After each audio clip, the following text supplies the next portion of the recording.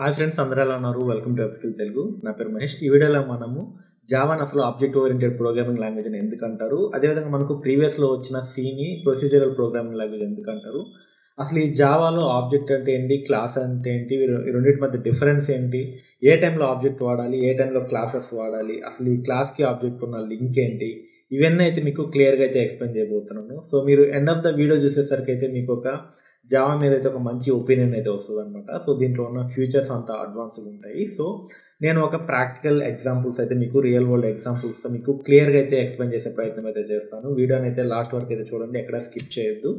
So వీడియోలోకి వెళ్ళిపోయే ముందు ఖచ్చితంగా ఛానల్ అయితే సబ్స్క్రైబ్ చేసుకోండి. చాలామంది చూస్తున్నారు కానీ ఎవరైతే లైక్ షేర్ చేయట్లేదు. సో దీనివల్ల ఛానల్ గ్రోత్ అనేది ఆగిపోతుంది అనమాట. సో ఖచ్చితంగా అయితే ఛానల్ అయితే సబ్స్క్రైబ్ చేసుకోండి.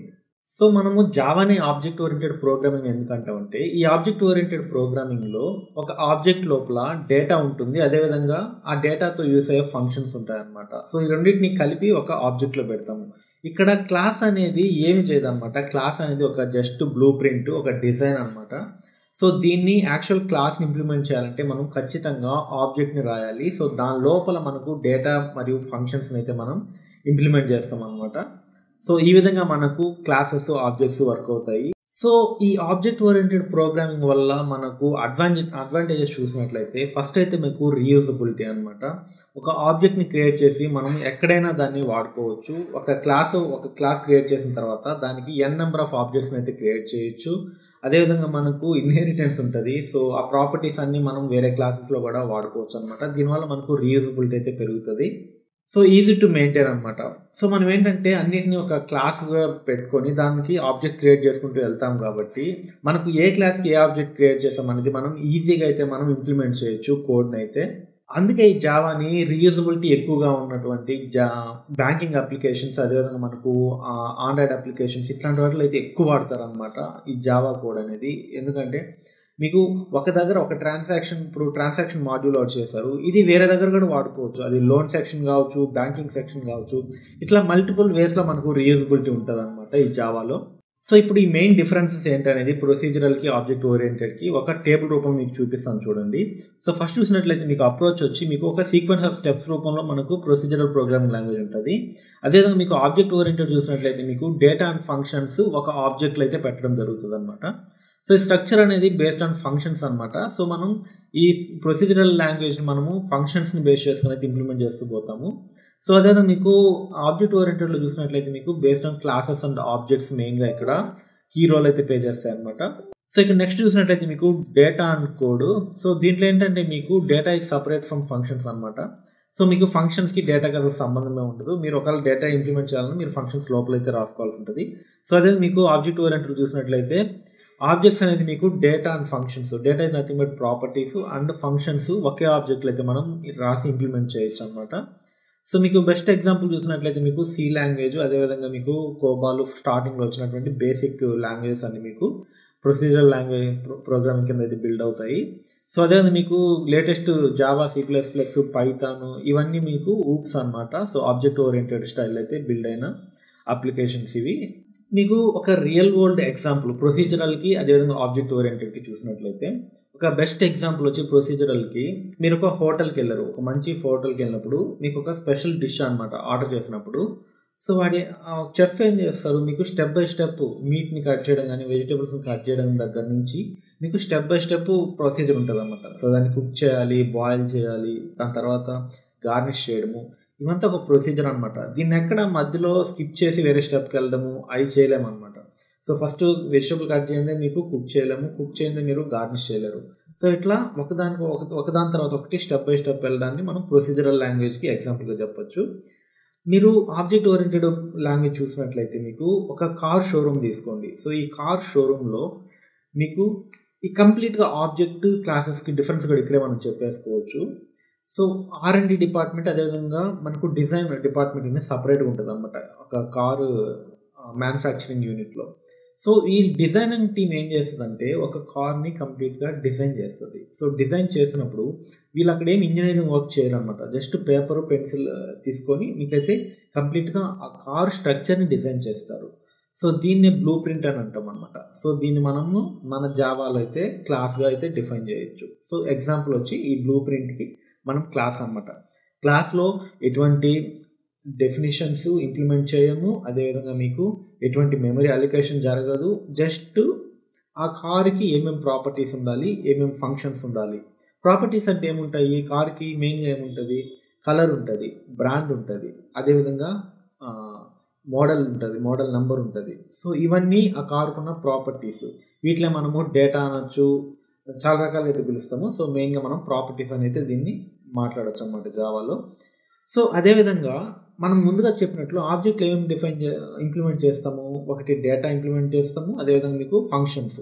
సో కార్కి డేటా చూసేస్తాము. ఇప్పుడు ఫంక్షన్స్ ఏముంటాయి కార్కి, కారు కదలగలదు, కార్ కెన్ మూవ్, అదేవిధంగా యాక్సిలేట్ ఇవ్వచ్చు, బ్రేక్ చేయొచ్చు. ఇవన్నీ కారుకున్న ఫంక్షనాలిటీస్ అనమాట. స్టీరింగ్ తిప్పితే పక్కకు జరగడం, ఇవంతా మనకు కారుకున్న ఫంక్షనాలిటీస్. సో ఇవన్నీ మనము ఏమేమి ఫంక్షనాలిటీ చేయాలనేది డిజైన్లో బ్లూ ప్రింట్లో ఇచ్చుకుంటాము. బట్ యాక్చువల్ ఇంప్లిమెంటేషన్ మనకు ఆబ్జెక్ట్లో జరుగుతుంది. Object is nothing but engineers అనమాట. సో మనకు ఒరిజినల్ కారు, సో మనకు బ్లూ ప్రింట్ నుంచి ఒరిజినల్ మీ ఇంట్లో ఉన్న కారు ఏదైతే మీరు ఫిజికల్గా చూడగలుగుతున్నారో, డ్రైవ్ చేయగలుగుతున్నారో, దాన్ని యూజ్ చేయగలుగుతున్నారో అది ఆబ్జెక్ట్ అనమాట. So car is nothing but object. Blue print car design వచ్చి క్లాస్ అనమాట. సో ఆ బ్లూ ప్రింట్ నుంచి వచ్చిన ఒరిజినల్ కంటెంట్ ఏదైతే ఉందో అది మనకు ఆబ్జెక్ట్ అవుతుంది అనమాట. సో ఈ విధంగా మీరు ఆబ్జెక్ట్ని క్లాసెస్ని అయితే డిఫైన్ చేయొచ్చు. సో ఒకటే గుర్తుపెట్టుకోండి, క్లాస్ అనేది బ్లూ ప్రింట్, దీంట్లో ఏమీ ఉండదు, జస్ట్ స్ట్రక్చర్ ఉంటుంది. ఒరిజినల్ ఇంప్లిమెంటేషన్ మీకు ఆబ్జెక్ట్లో జరుగుతుంది. సో వీటికి సింటాక్స్ ఏంటి క్లియర్గా అయితే మనము ఒకసారి చూద్దాము. సో మీరు ఇక్కడ చూడండి, నేను సోర్స్లోకి వెళ్ళి ఒక న్యూ క్లాస్ ఫైల్ని క్రియేట్ చేస్తున్నాను. న్యూ చెప్పి జావా క్లాస్ ఒక కార్ అనే క్లాస్ ఫైల్ని క్రియేట్ చేస్తున్నాను. సో ఈ కార్ క్లాస్ ఫైల్లో నేను ఫస్ట్ ఏం డిఫైన్ చేస్తానంటే స్ట్రింగ్ కలర్. సో కార్ యొక్క కలర్ ఏంటనేది డిఫైన్ చేస్తున్నాను, జస్ట్ డిక్లేర్ చేస్తున్నా. అదేవిధంగా మీకు ఇంటిజర్ మోడల్, కార్ మోడల్ ఏంటి, అదేవిధంగా మీకు ఇంట్ టాప్ స్పీడ్ అని ఇస్తున్నాను అనమాట. సో ఈ మూడింటిని డిఫైన్ చేశాను. సో దాని తర్వాత నేను వాయిడ్ అంటే మీకు ఏం రిటర్న్ చేయకూడదు అని చెప్పి వాయిడ్ మూవ్ అని ఒక మెథడ్ తీసుకుంటున్నా. దీనికి ప్రింట్ చేస్తున్నా కార్ ఈజ్ మూవింగ్ అని చెప్పి. సో ఇంకోటి అదేవిధంగా మీకు వాయిడ్ రివర్స్.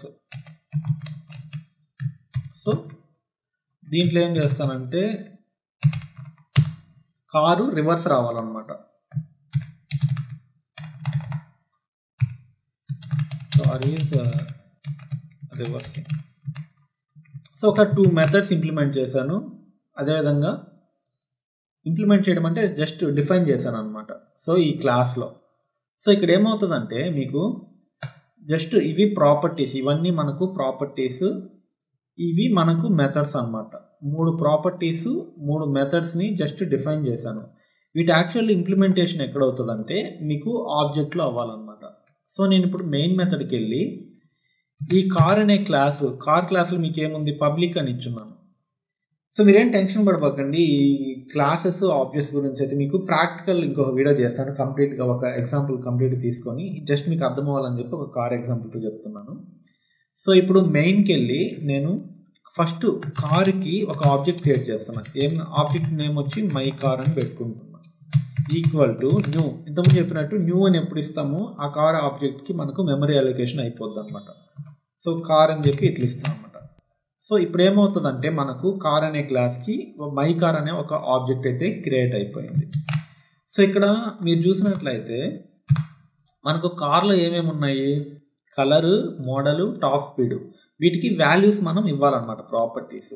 సో అట్లా ఇవ్వాలంటే మనము ఖచ్చితంగా ఆబ్జెక్ట్ని బేస్ చేసుకొని మనకి ఇవ్వాలి. మీరు మై కార్ అని కొట్టగానే దాంట్లో మీకు కలరు 3 ప్రాపర్టీస్, అదేవిధంగా 2 ఫంక్షన్స్, ఈ అన్నీ ఇక్కడ చూపిస్తుంది చూడండి. సో ఇక్కడ కలర్ అని ఇస్తున్నా, కలర్ ఈక్వల్ టు రెడ్ అని ఇస్తున్నాను. సో కలర్ డిఫైన్ చేసాము.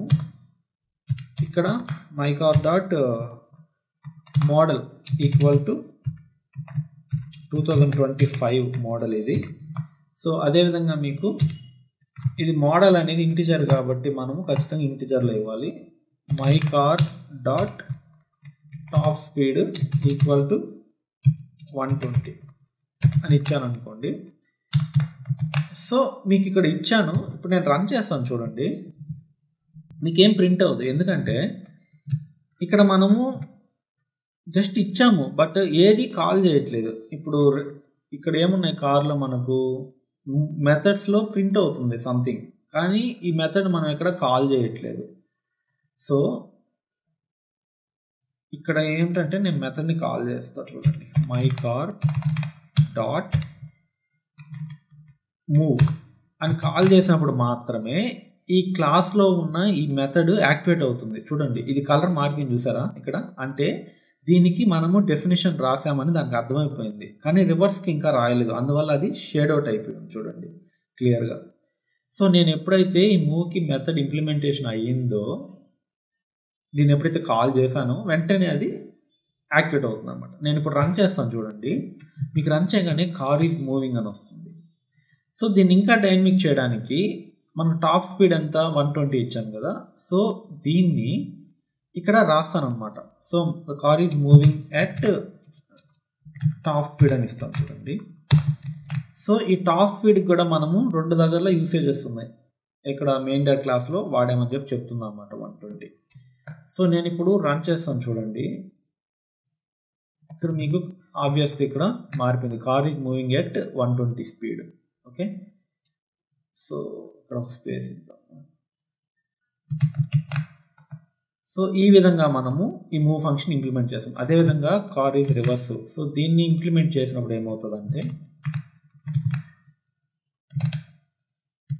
సో మీకు 2 ప్రింట్ అవుతాయి అన్నమాట, 2 మెసేజ్లు. Car is moving at 120, car is reversing, ఈ 2 అయితే ప్రింట్ అవుతాయి అన్నమాట. సో ఇక్కడ రాసిన ప్రాపర్టీస్ని ఇక్కడ వాల్యూస్ అసైన్ చేసాము, ఇక్కడ రాసిన మెథడ్స్కి ఇక్కడ కాల్ చేస్తున్నాము. దేని ద్వారా కాల్ చేస్తున్నాము? ఆబ్జెక్ట్ ద్వారా కాల్ చేస్తున్నాం. సో ఇది కంప్లీట్గా మనకు ఆబ్జెక్ట్స్కి క్లాసెస్కి ఉన్న డిఫరెన్స్.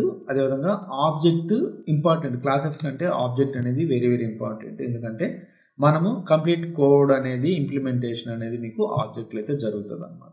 ఫ్రెండ్స్, ఈ జావాలో ఉన్న ఆబ్జెక్ట్స్ అండ్ క్లాసెస్ గురించి నేనైతే క్లియర్గా అయితే ఎక్స్ప్లెయిన్ చేశానని అనుకుంటున్నాను. మీకు నచ్చినట్లయితే ఖచ్చితంగా వీడియోని లైక్ చేయండి, ఫ్రెండ్స్కి కూడా షేర్ చేయండి. అదేవిధంగా వీడియోని ఛానల్ని సబ్స్క్రైబ్ చేసుకోండి. ఇలాంటి మరిన్ని ఇంట్రెస్టింగ్ వీడియోస్ అయితే మేము ముందుకు వస్తూ ఉంటాను. అంతవరకు సెలవు. This is Mahesh signing off. By by.